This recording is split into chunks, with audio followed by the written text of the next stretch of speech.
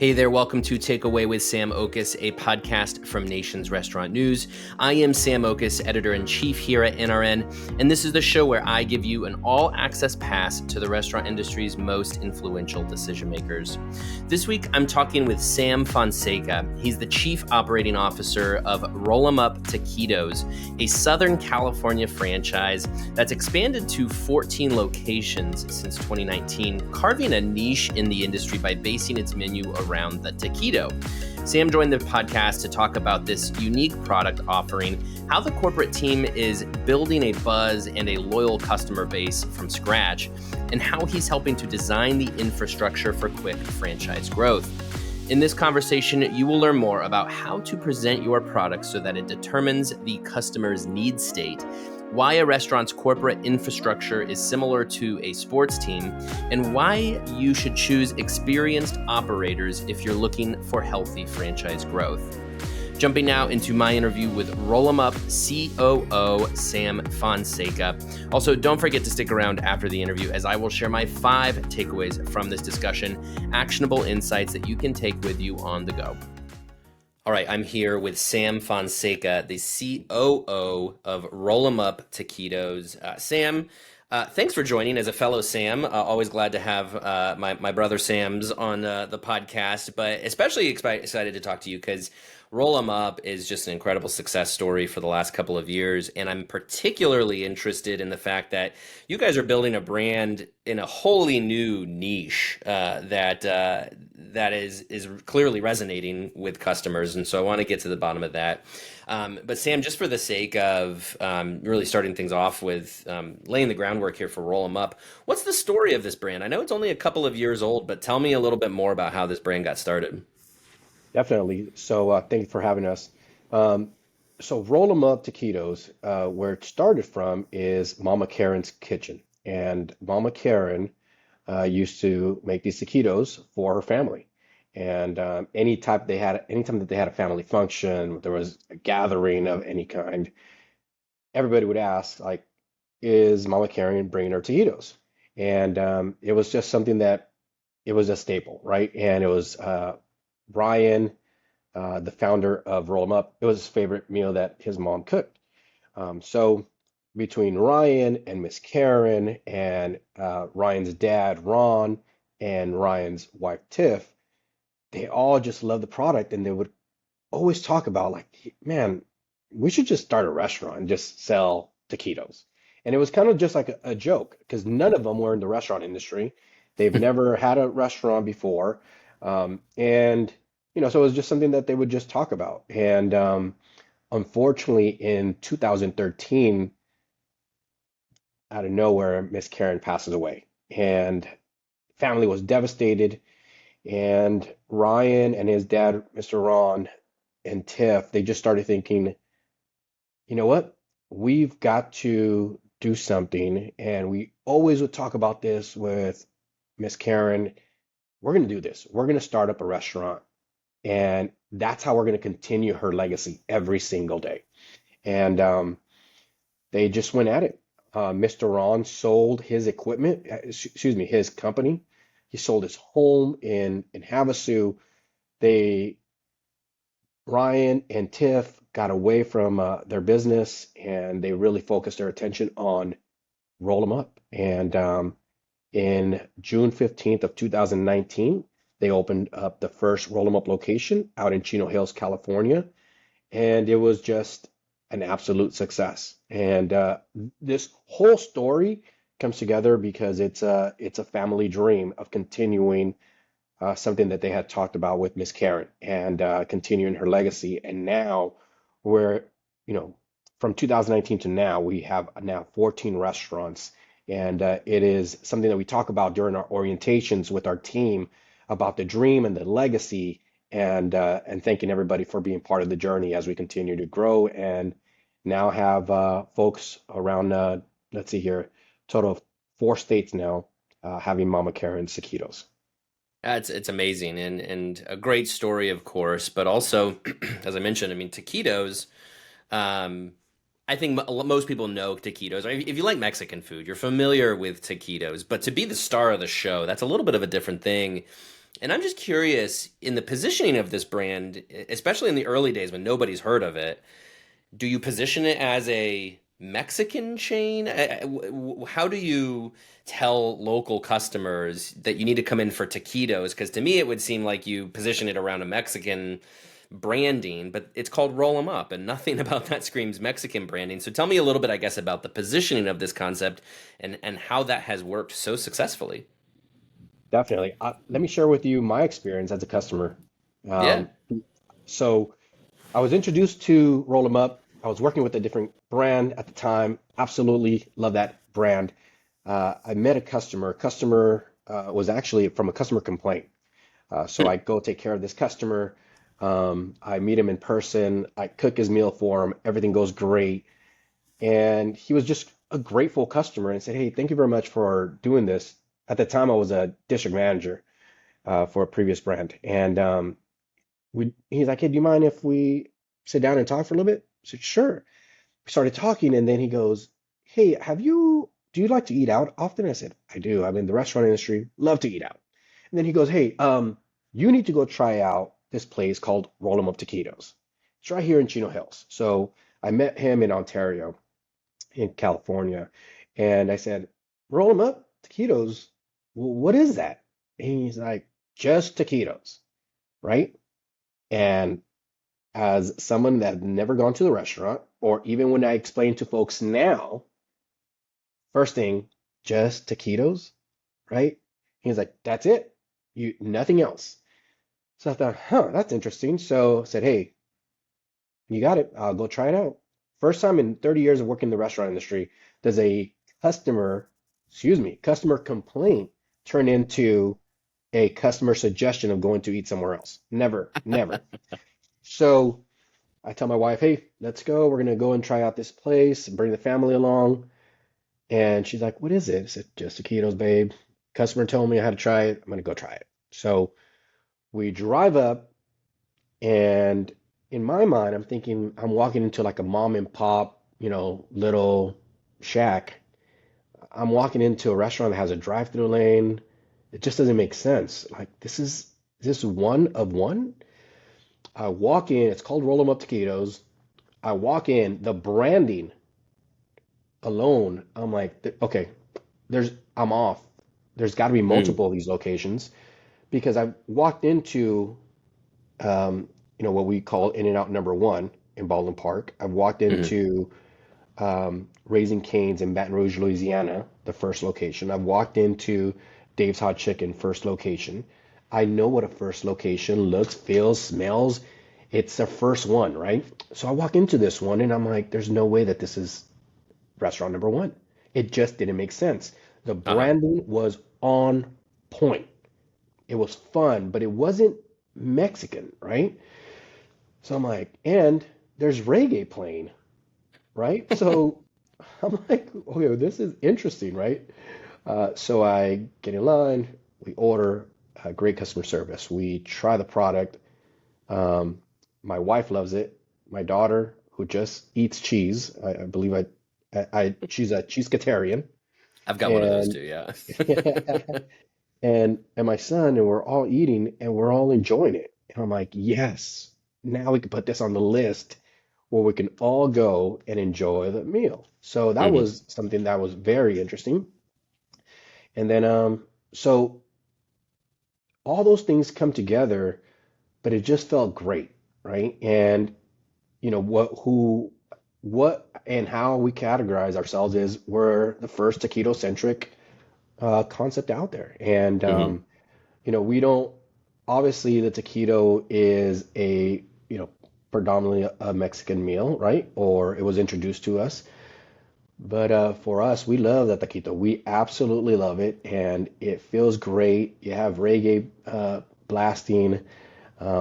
We have cool graphics, and we just want a great energy, great vibe. On the door talks about good vibes only, so you can't pull on that door and come in unless you got good vibes with you. So just feels Yeah. great. All these different things, whether we're talking about graphics or we're talking about reggae music, all have a story behind it, and Hmm. I think that's what makes it pretty awesome. dive into the menu a little bit more for me because when I think of taquitos, my brain doesn't do full meal, right? Like taquitos, like it's usually I have it as a side or a snack. But as you're saying, it sounds like you kind of have to get into the restaurant and understand. Oh yeah. This is a meal. But walk me through how the menu really is and can be a meal for the customers coming in the door. So these are hearty taquitos, right? So to be quite honest, I get full from a two pack, two taquitos a drink, and we have our delicious sides, whether it's chips and salsa, chips and guac, chips and queso. We also have street corn, so you can get it on a on corn on a stick or corn in a cup, and so we have all these different items that you can add to it. But when I was a customer, as a customer, I was for the last 2.5 years prior to coming on board. I absolutely just love the taquitos, and in a lot of different restaurants, the taquito is like the third cousin on the menu, far right of the menu, right, where it's just another option. For us, it's such a fulfilling meal, not only because of the protein that are in there. We have different choices, right? So you can either get corn tortilla, you can get flour tortilla, you can get different combinations. So you can have, shredded beef, ground beef, chicken, potato, cheese. And, a lot of folks, when they first come in, just like myself as a customer, okay, what option am I going to go with? Beef and chicken. And then you start trying the different ones. Now, my favorite one right now is cheese and potato. Absolutely delicious and fulfilling. The toppings that we put on top, we put cheese on top, we put sour cream, our guac sauce that is made every single day fresh, our roll 'em up sauce, which is a spicy, and you can even get it spicier with our lit sauce. It's very fulfilling. So um, it's not your regular taquito that you might think of the last time that you've gone to buy them from a freezer. It is definitely fulfilling, and we also have delicious sides that go with it. And then if you have enough room, you've got to make room for a churro donut. Churro donut is our dessert. It is absolutely delicious. Folks will buy one at the restaurant and walk out with a half dozen to a dozen for the folks back at work. So, Nice. absolutely delicious. Yeah, well, and so that's interesting because I think about this sort of need state, as a term that we use in the industry, right? Which is like when a customer is thinking of roll them up to come eat there, and there are many different need states for the American consumer. And again, that might be a snack, that might be a indulgent, just off the cuff. You see a roll them up on the street, and you're like, oh yeah, I want one of those.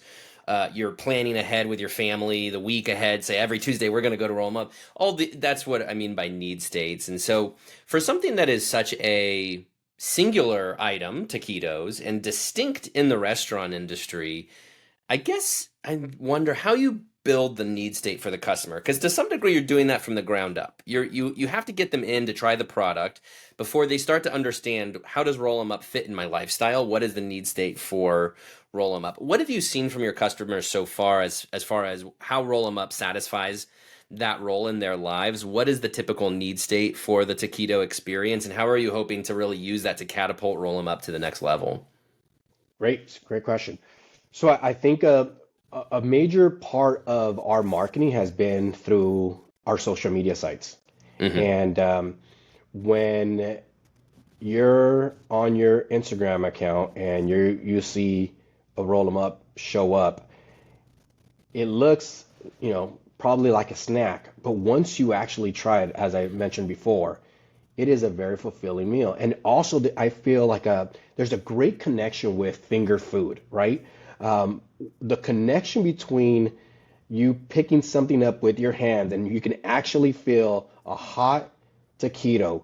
You bite into it and you can hear the crunch. One of my favorite things is when a customer of ours will post something on Instagram of them biting into the taquito and you hear the crunch. Oh, it's such a fulfilling noise because that's the noise of freshness, right? Mm. And then as they're taking a bite out of it, and you can see like the enjoyment in their face. So Our social media, we have a strong following on Instagram and the different social medias, but really is that's how we are presenting our product to those that have never tried it before. Those folks that are in different states, different countries that are now following along, and when it goes viral. But first, I think people come in and with the same mentality of like, okay, how many do I have to eat to walk out and I'm full, right? So they'll order 5 pack of taquitos. They'll eat three and they're like, can I get a box to go in a bag? I didn't know. I didn't know. So it, when you're getting a 2 pack, two taquitos, or a 3 pack, right? Very fulfilling meal. But you also leave feeling like you don't have to take a nap. Right. You feel fulfilled. You feel you have great flavor. Um, and you can taste the freshness, but also you can go on with your day and not have to feel like, oh gosh, I'm gonna have to put in a 2 day tomorrow at the gym because I feel like stuffed. So I think that is something that we take a lot of pride in is that you're gonna feel fulfilled and you're also gonna feel great at what you just ate. So it sounds to me like there's almost like a sort of choose your own adventure to roll them up, and that's dictated by portion size.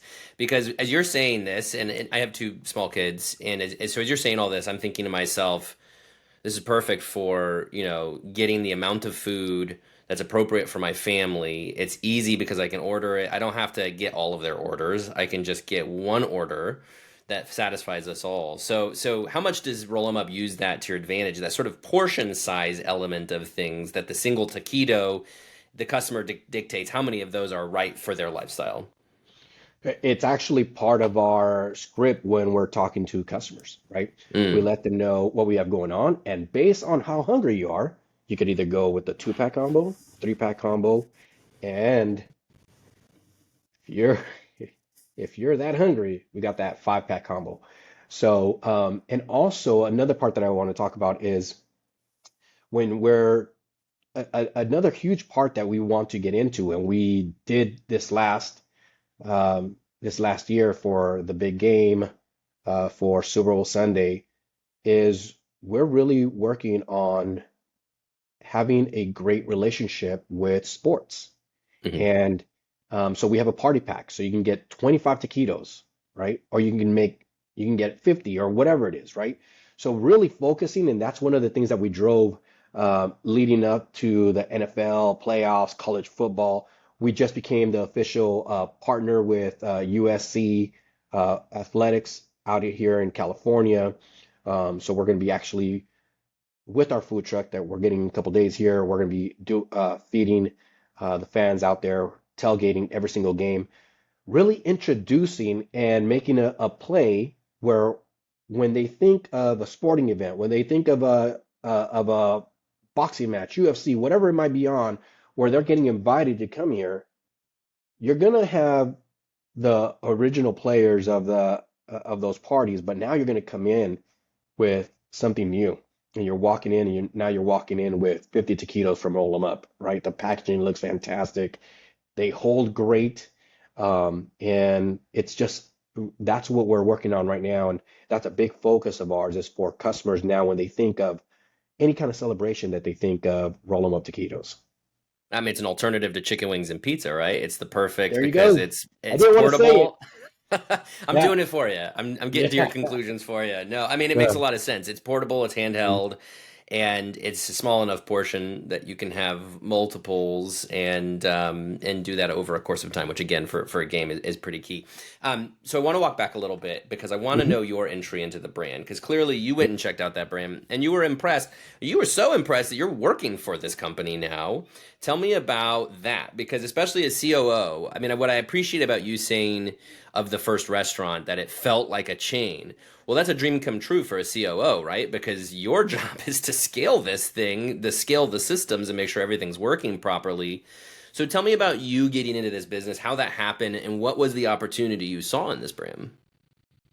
So as we're sitting down with my family on our first visit, we're leaving, and my wife just she could tell my brain's working, right?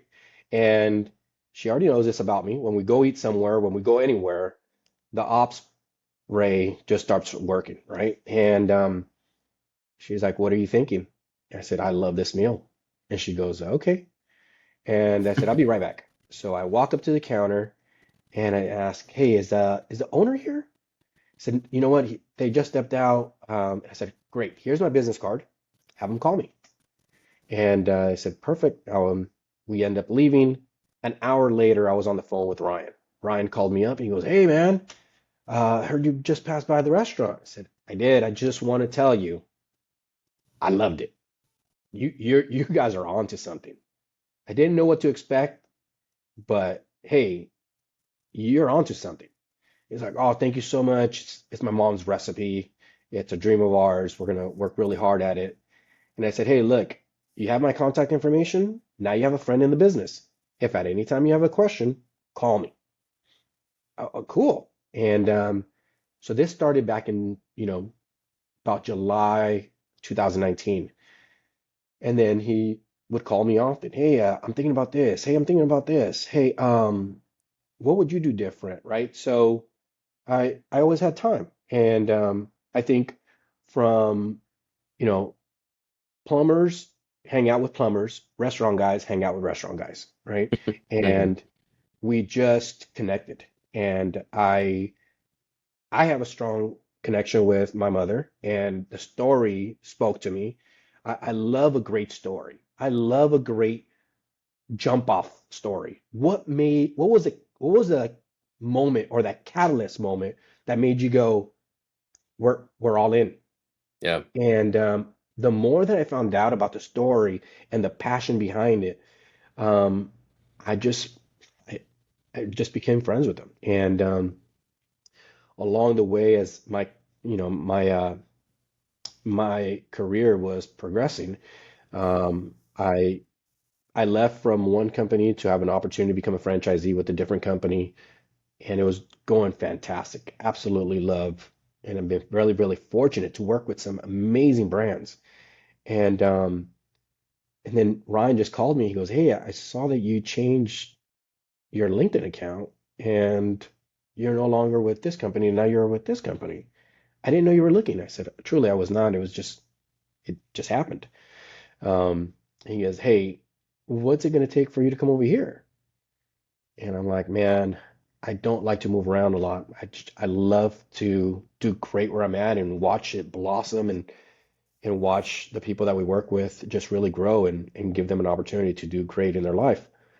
Um, he just kept going at it. He would call me and call me and call me and um, until one day I got a call from him, and it was, just I just thought it was another call from Ryan, but it was actually his wife Tiff. And Tiff said, "Hey Sam, um, this is Ryan's wife. We've never spoke before.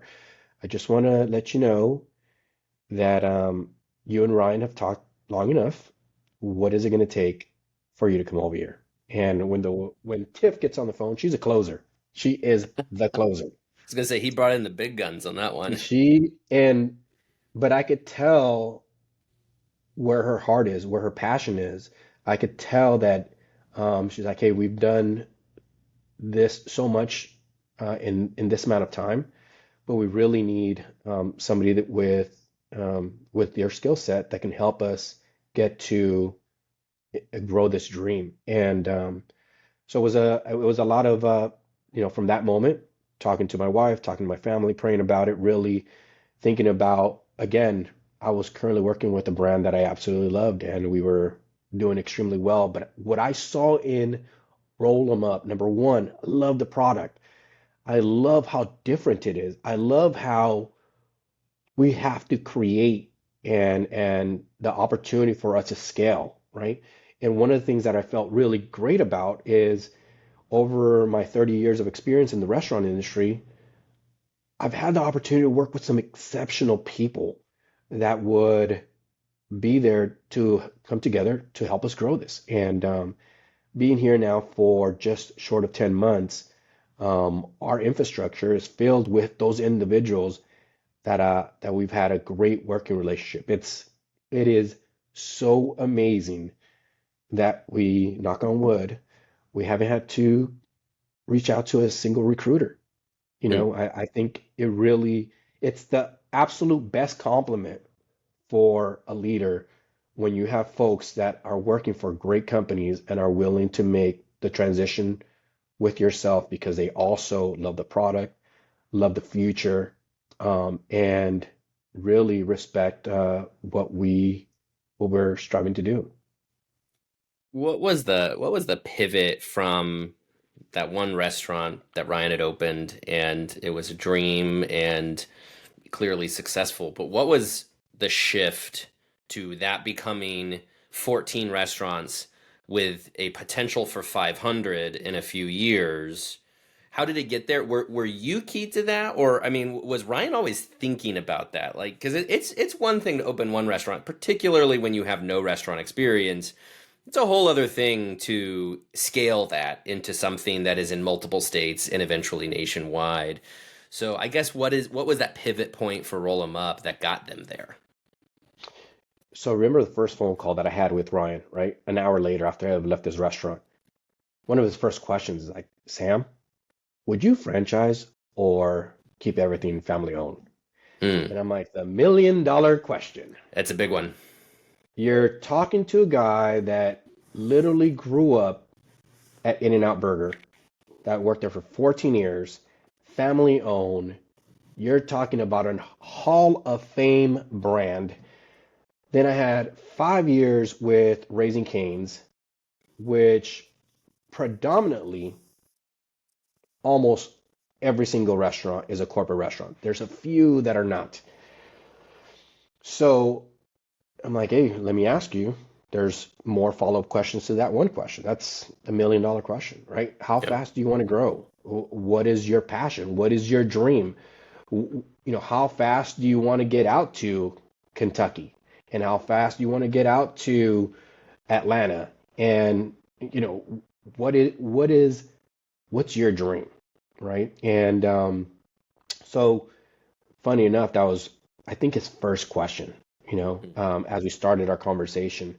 So I could see that his mind was, you know, I almost want to answer that same question with a question that I asked early on when I was at In-N-Out, and I asked, "Do you guys think that Harry Snyder, um, the founder of In-N-Out, knew that at one point In-N-Out was going to become what it is?"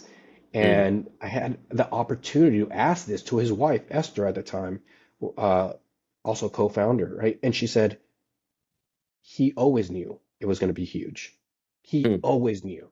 So I think, obviously we're talking about, you know, an amazing, amazing brand that we really look up to.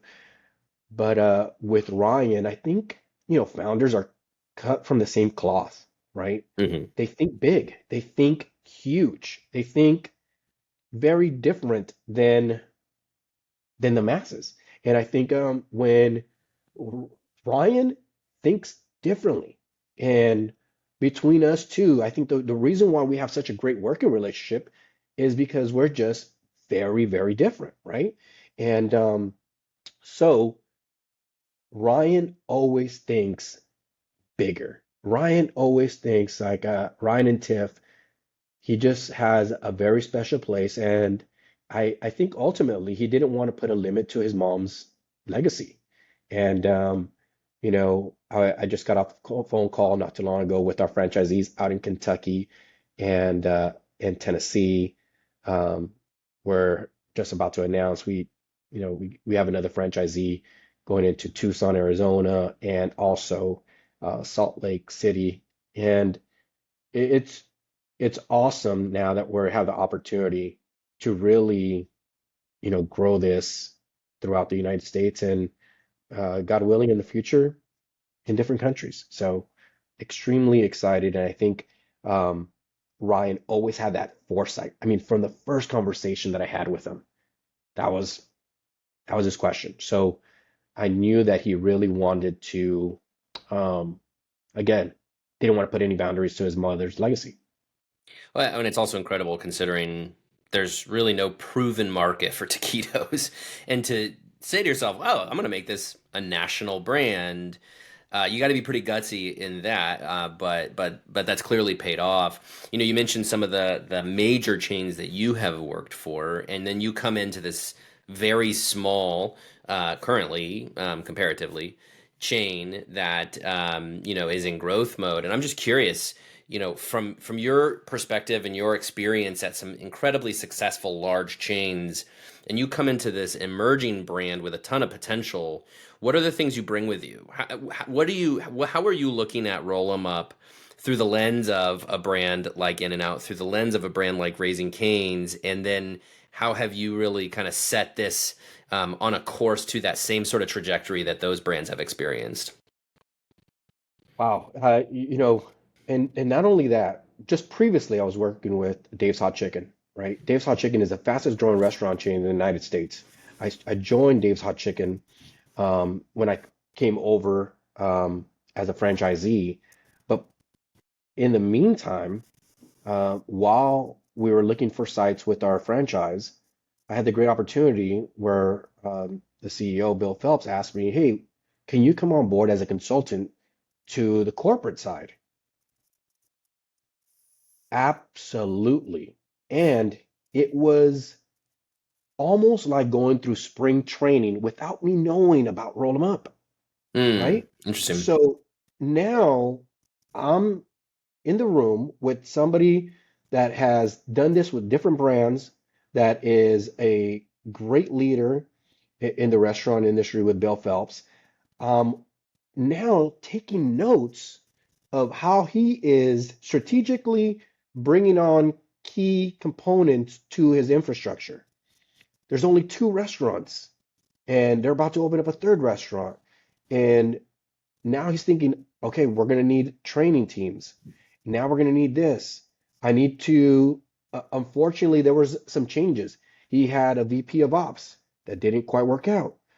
Then he hired another VP of ops. Again, wasn't the right fit. Then he brings on an exceptional COO by the name of Jim Biddix. Jim Biddix comes on and he brings on his infrastructure, and he's adding on his VP of training, Hmm.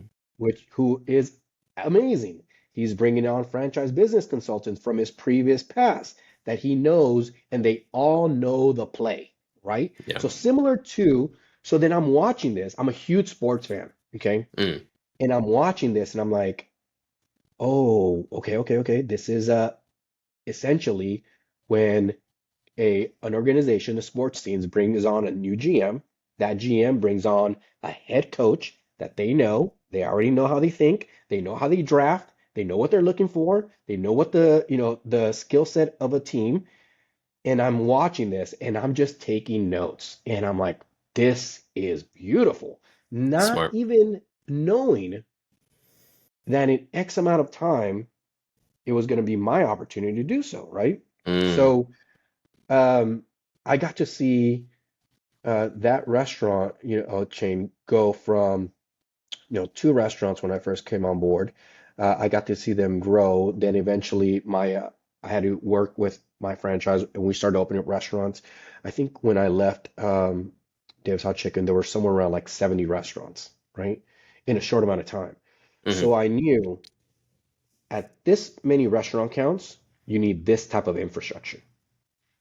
And you've got to start planning once you get to 10, 15, Hmm. 20, 25, 30, what you're going to need and the key uh, parts that you're going to need to add on. And also that you have the proper amount of investment to be possible to add on these key components when you're, at a very tough restaurant count. So Yeah.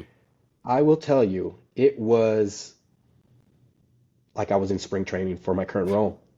Mm. Um, to build a restaurant concept and as a startup, and to some of the challenges that they experience, right? And every, great brand has challenges, and I got to see some of those. So when we're currently dealing with those same challenges now, I'm like, love it. I played this before. I know how this play should go.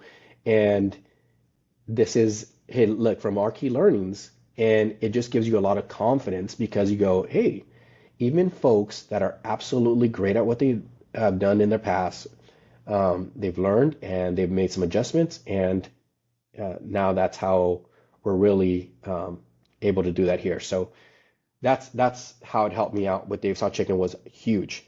With Mhm. Raising Cane's and In-N-Out, and pretty much with Dave's, now that I think about it, it was just the major thing is people, bringing on a team of people that GWC get it, want it, and have the capacity.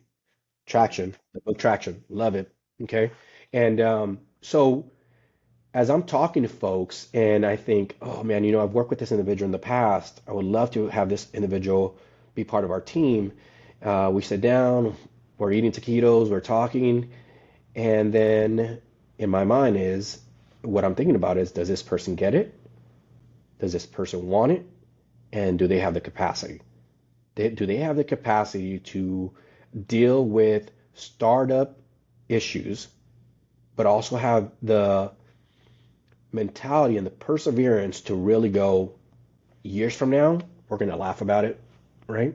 We're going to laugh about it, how we had to, bring in a fryer and go here and go there. And our title was this, but we were cooking and we were doing this and we were doing whatever we could to for folks to know who Roll 'em Up is. So really taking as much learning from all those brands with the In-N-Outs of the world, with Canes of the world. There were so many similarities between those two companies. And Yeah. if I would get on a flight and I would get with the polo shirt, whether it was In-N-Out, Raising Cane's, or I wasn't going to sleep because the person next to me wanted to know everything possible of how do they do it? Where do they get their Yeah. people? Right? So, Yeah. I mean, I've been really, really, absolutely blessed to work with some great brands, but even above that, great, great leadership. So, So it's interesting when you think about these three brands, because if we just look at In and Out, 400, I think approximately 400 restaurants today over 80 years. Raising Cane's, 600 plus, I want to say, 700 over 25, 26 years. I'm a little off on these numbers, I know, but I ballpark. mhm, Dave's Hot Chicken, 100 and going on 150 almost, I think, now in 5 years. mhm, You see what I'm getting at here. mhm, It's amazing how those three brands. I mean, look, you don't measure success by how many locations you have. It is one measure of success, but of course, there's many other of gauges for how successful you are. But I think each of those brands have had a different pace of growth. And what I understand Roll 'em Up is doing, you guys have sold. You're preparing for 500 locations in a few years. All of those brands have figured out how to do it. I really appreciate what you say about like knowing what you need at each level. But walk me through that because you guys are preparing for pretty explosive growth here. Like, numbers that are only seen currently by somebody like Crumble Cookies.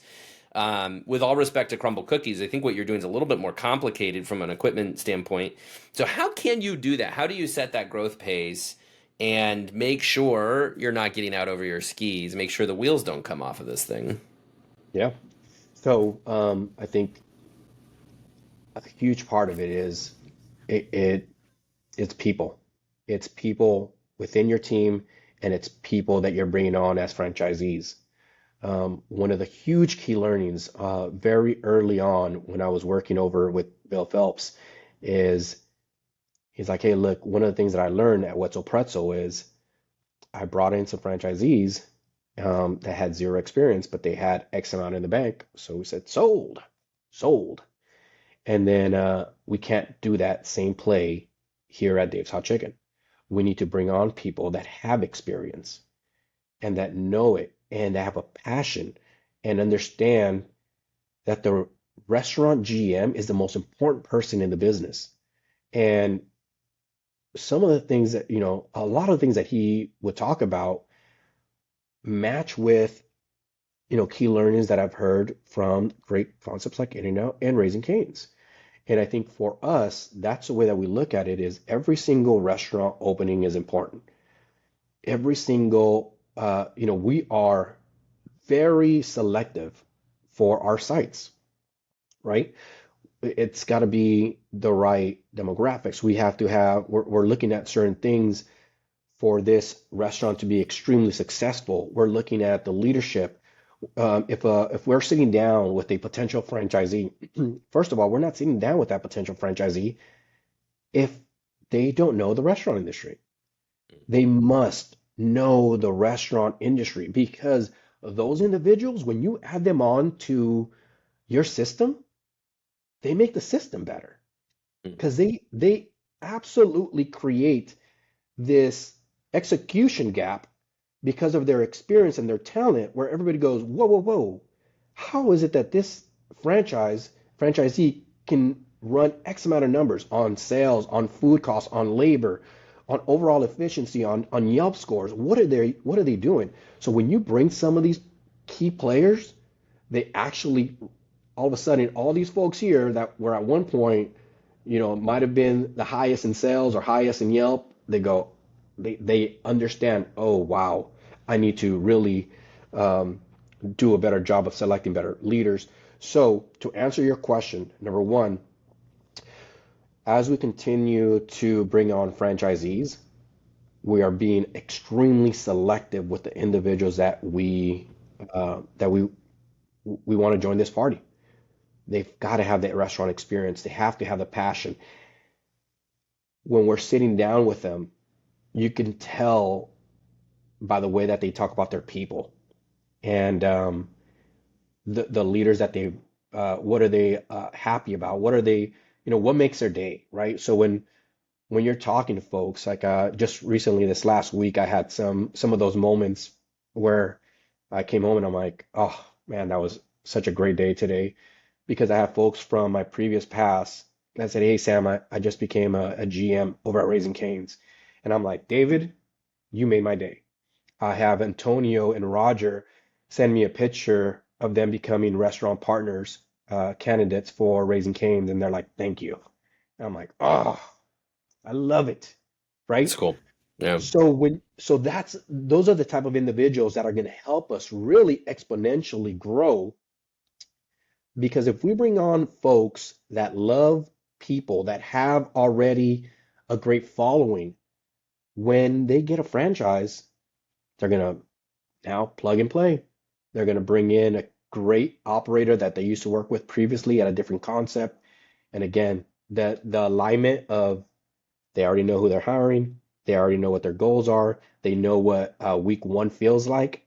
They know how Hmm. long it takes for them to, like, hey, based on what we're walking into, I'm going to need X amount of people. I already know how to do a schedule. I already know um, the whole year, right? What January feels like, what the summer feels like, what September, August, currently right now, back to school feels like. Hmm. So you don't have to train them. It's a beauty that they already know. And not only know, they're very passionate about people and the restaurant industry. So that's how we're going to grow to, I think, exceed our restaurant count um, as we project throughout the years here what that restaurant count's going to be. We don't want to do it where it's going to hurt our franchisees, hurt our customers. We want to make sure that we um, put some limitations and of how fast we're going to grow, where we're going to grow. Um, right now, we are currently building our NRO teams, building our people from within, and so they can have the opportunity to grow with us, and they become leaders, and we could have multiple training teams, or we're opening on the same day possibly 2 to 3 locations, right? So Yeah. um, that's a goal. I'd say it's a story of systems, right? I mean, everything you're Hmm. saying is infrastructure systems and applying that to a new brand, applying that to a new store, new franchisee, and if it's the right system, then it's the right fit for those things, which is really cool. Sam, last question for you. I recently had Maria Rivera on the podcast. She's the CEO at Smalls Sliders, and she had come from Krispy Kreme. And Maria was talking about the power of one product brands, just that ability to build an iconic product because you're so laser focused on that one product. And for her, previous to Smalls, it was donuts at Krispy Kreme, and now it's sliders. And you see a lot of examples around this. I mentioned Crumble earlier. Crumble's doing this with cookies. I see the same thing with you guys in taquitos. You're just so laser focused on taquitos that in a lot of ways it benefits you because you can really focus on the quality. You can really focus on messaging, marketing, all around that one product. But where I'm getting to with this is there's also have to sustain the momentum, right? Because it's one thing to get franchisees who believe in the product, even great franchisees with a great system. But as you get into new communities, you also have to continue to get customers through the door. There's a momentum here that you still have to kind of feed into that, customers have to still be excited for your taquitos. They're coming to you for their taquitos. Again, that need state is always on point. So how do you sustain that? How do you ensure as a one product brand, of course, with multiple varieties, but really focus on one product, how do you ensure you can sustain that momentum, keep the customers happy, keep them coming through the doors so that you will build the system and they will come, right? They're going to still come through the door in order and make sure that Roll 'em Up can be that successful business you guys really see it becoming. If you look at my resume, you've talked about now four concepts that are the exact same way, right? Yep. And whether we're talking about In-N-Out or Raising Cane's or Dave's Hot Chicken and now Roll 'em Up, I absolutely love a focused menu. And a lot of people think it's easy. Thank you. That's a huge compliment. No, it's actually very, very difficult because if you don't do great at that one thing, you're going to lose that customer forever, right? And so in my, in my career with working with these brands that do one thing, the focus is do it better than anybody else. If you do one thing, do it better than anybody else, while also making sure that you hit on the expectations of a customer that comes into a restaurant. Gr- a great environment. An energy when you walk in. There's a cleanliness. There's high expectations of service, right? So I think all those things there bring back our customers and bring back those individuals that they've had it once and now they want to bring along somebody else for the journey. Also, a big part of that is really connecting with your community. The way that you know, other previous brands, we really connected with our community, whether it was with high school football games, whether it was with AYSO soccer, any way that we could partner up with them through fundraising, to being out there, I think really makes a huge part of people going, where are we going to go eat today? Right? You have great food, but you also connect with your community. The folks that really live within their community, that have become the face of the restaurant. You could walk into a Home Depot and they go, "There's that chicken guy." I remember that because somebody said that when I was with Raising Cane's, and I thought it was really, really funny. Um, and I wasn't wearing a uniform at the time, but I thought, I love that. I love that because that's how folks, that's how you become part of your community. Your community wants you to win, and your community feels great coming in. And the kids, the parents are eating their taquitos with our lit sauce. They're eating chips and salsa, and the kids are eating their single or two-pack taquitos wrapped in flour tortilla with cheese, like my daughter does, dipping it into sour cream. And that's all she wants. And she's dancing while she's eating, and mom and dad are also dancing while we're eating because we have our taquitos with our lit sauce. So that's how you bring it in. You bring it, we are going to continue to really focus our attention on the community. And Hmm. I am a consumer just like you are. You will be, you will go. more often and higher your frequency count to a restaurant that you feel supports a community. And but also ultimately that there's product craveability, right? And that's what was another reason why I knew that this was the right decision for myself and my family to come on to roll them up because of the dark craveability, right? Yeah. I would take somebody, I was already planting this seed on individuals that I wanted them to, hey, if I make this move, I would bring somebody along and be like, hey, you want to go to this place that just has taquitos? What? Yeah, come with me. And they would try and they're like, this is great. Just last week, I went through a drive-through at a previous concept, and the GM said, hey, remember that one time you took me to roll them up? And I started laughing. I totally forgot I did that. And he goes like, man, he's like, were you trying to tell me something, Sam? I'm like, I think I was just craving taquitos and you came with me. But if you're lucky, man, call me up. So it was you, overall, your product has to have craveability, right? It could look awesome, it could feel great, you could be playing the best music in the world, but overall, if your product, you know, doesn't make the stomach make that noise of hunger, then I will tell you right now, I would not be here. So I love the product, love the craveability, and that's what really excites us as we go Yeah. to new communities, and we're currently working with our current communities that you know that we've been there for now going on 4.5 years.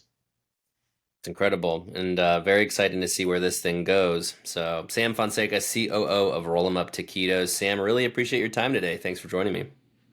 Likewise, thank you very much. Humbled to be here.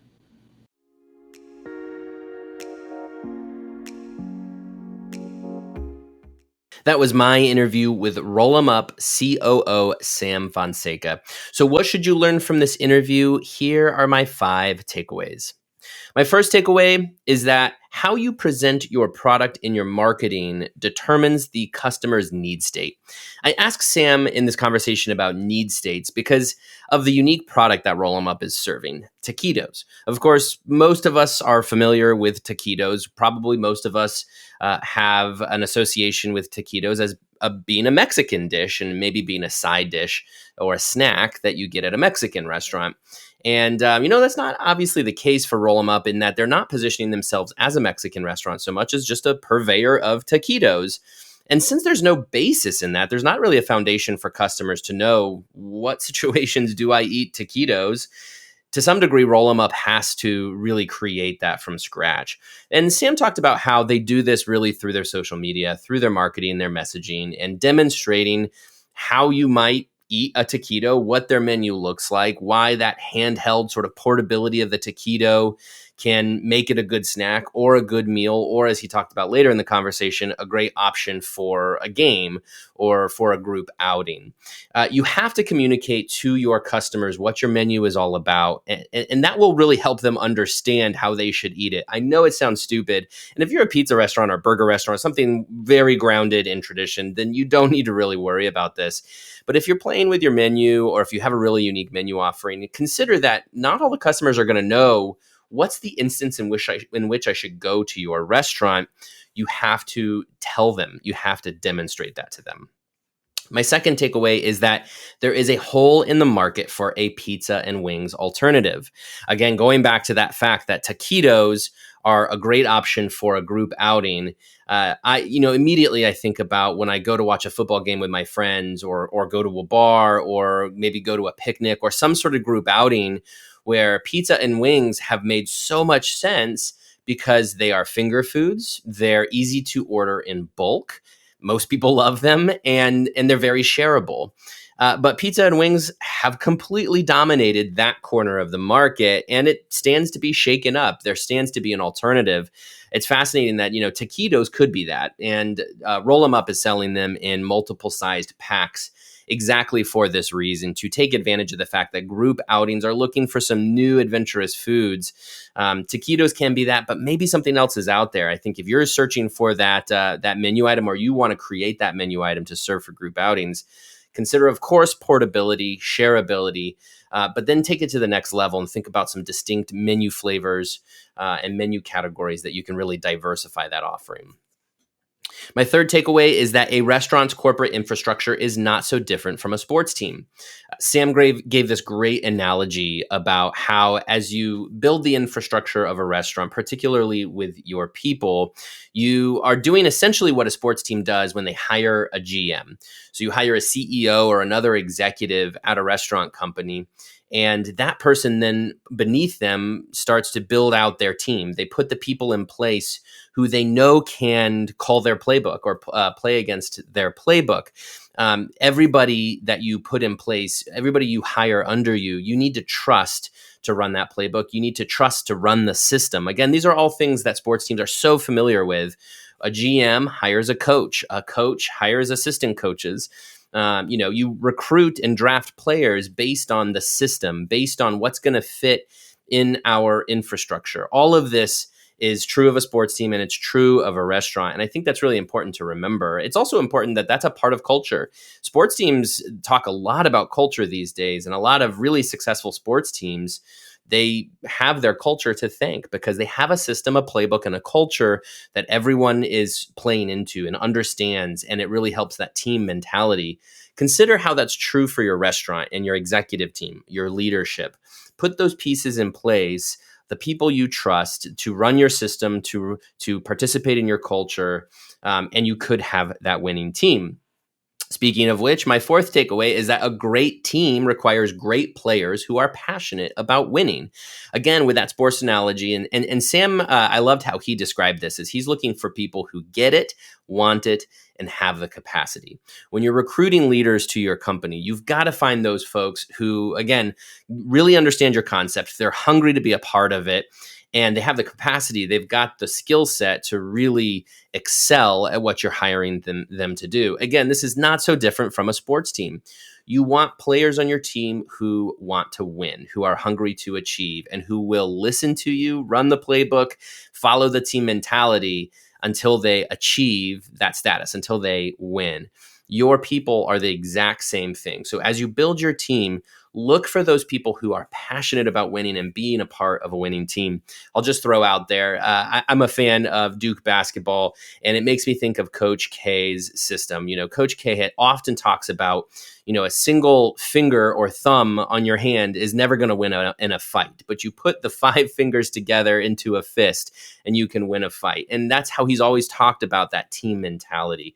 I thought about that as I was chatting with Sam, because he's really talking about that importance of the team and the individual players coming together as a cohesive whole.